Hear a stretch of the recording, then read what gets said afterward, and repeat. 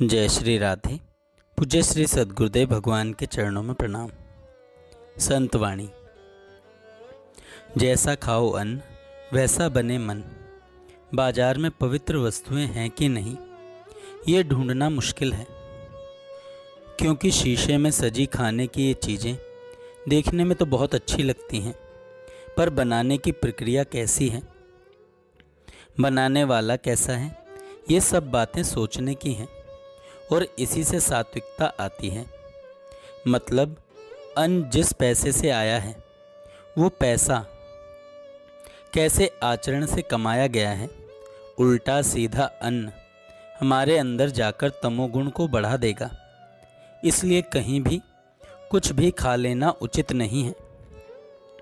जीभ के स्वाद के लिए जो लोग मांस खाते हैं, उनके मांस खाने के कारण मांस का व्यापार करने वालों और उसके लिए जीवों की हत्या करने वालों को प्रोत्साहन मिलता है। इसका मतलब ये हुआ कि आपके मांस खाने की वजह से अधिक जीवों की हत्या होती है। आपकी खातिर उन्हें तड़पा तड़पा कर मारा जाता है। जिंदा पशुओं को आग में भूना जाता है, उन्हें अपार कष्ट दिए जाते हैं। ये सब अत्याचार बेजुबान जानवरों पर आपके मांस खाने की वजह से किए जाते हैं। इसलिए उनकी निर्मम हत्या के लिए आप ही जिम्मेवार हो। मांस राक्षसों का और हिंसक पशुओं का आहार है, ये आपके लिए नहीं है।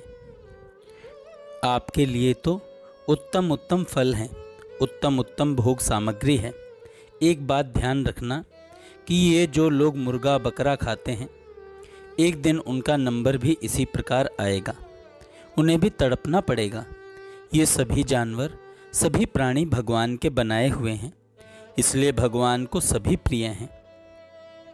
जिन रसोई में, जिन पात्रों में मांस पकाया गया, उसमें चाहे आप खीर, पूड़ी, कचौड़ी, रोटी, सब्जी कितनी भी सात्विक बनाएं, तो भी वह अभक्ष पदार्थ के समान ही आपकी बुद्धि को भ्रष्ट कर देगा। चाहे वो रिश्ते नातेदार की रसोई हो, चाहे वो किसी होटल की रसोई हो जिसमें मांस पकाया गया हो, उस रसोई का अन्न यदि खाओगे तो आपकी बुद्धि भ्रष्ट हो जाएगी। आहार जब सात्विक नहीं होगा तो बुद्धि का विचार सात्विक कैसे हो सकता है। पहले कुछ विधर्मी हमारे पूर्वजों का धर्म भ्रष्ट करने के लिए उनके मुख में जबरदस्ती मांस का टुकड़ा घुसेड़ने का प्रयास करते थे। हमारे पूर्वजों ने मृत्यु स्वीकार कर ली, अपने शीश का बलिदान दे दिया, लेकिन मांस खाकर अपना धर्म भ्रष्ट नहीं किया। और आज हम लोग खुद पैसों से मांस खरीदकर बड़ी शान से खा रहे हैं। हमें जरा भी लाज नहीं आती। अब कैसे समझाएं।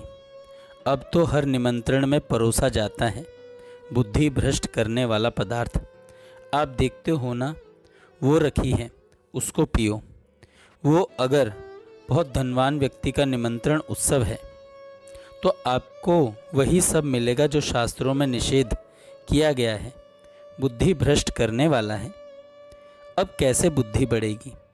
अब वो नहीं है तो फिर आप बड़े आदमी नहीं कहलाएंगे। अपवित्र पदार्थ खा पीकर लोग बोलते हैं कि वाह क्या पार्टी है, तो अब कैसे बुद्धि सुधर सकती है। आप कोई गंदे नशे मत करो, जैसे शराब पीना है, गांजा है, ड्रग्स है। ये सब करोगे तो सोचो तुम चैन से कैसे रह पाओगे। कर लो, मनमानी कर लो। 4 दिन के लिए स्वतंत्रता है आपको। कॉपी आपके हाथ में दे दी गई है और पेन भी आपके हाथ में दे दिया गया है। प्रश्न रख दिया गया है, लिखो या ना लिखो। परिणाम पता तब चलेगा जब कॉपी जांचने वाला मास्टर उसे जांचेगा। तब तक तो मन में आए ना वो लिखो। तुम्हें कोई नहीं टोकेगा कि तुम ये क्या लिख रहे हो। पता तो तुम्हें तब चलेगा जब नंबर का समय आएगा।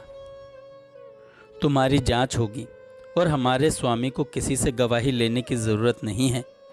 मांस खाना कितना घृणित कार्य है यार, कितने गंदे स्वभाव हो रहे हैं। दूसरे का मांस खा रहे हो तुम और अपने को स्वस्थ और बुद्धिमान समझ रहे हो, अपने को ग्रेजुएट समझ रहे हो। बहुत बड़ी दुर्दशा होगी तुम्हारी। ये अभी समझ में नहीं आ रहा है। आप पशु नहीं हैं, आप राक्षस नहीं हैं। आप जीवन मुक्त होने के लिए मानव देह प्राप्त किए हैं। गंदे आचरण करोगे तो मुक्त कहाँ हो जाओगे और बंध जाओगे। इसलिए यदि आप मांस खाते हैं या शराब पीते हैं तो सबसे पहले इन्हें खाना पीना छोड़ दें।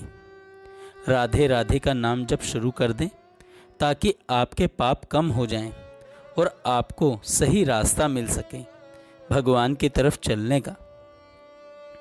गंदे कर्मों से ऐसे डरो जैसे सांप से डरते हो। मानो यदि कोई कोबरा सांप हमारी तरफ आ रहा हो तो हम कैसे डरेंगे।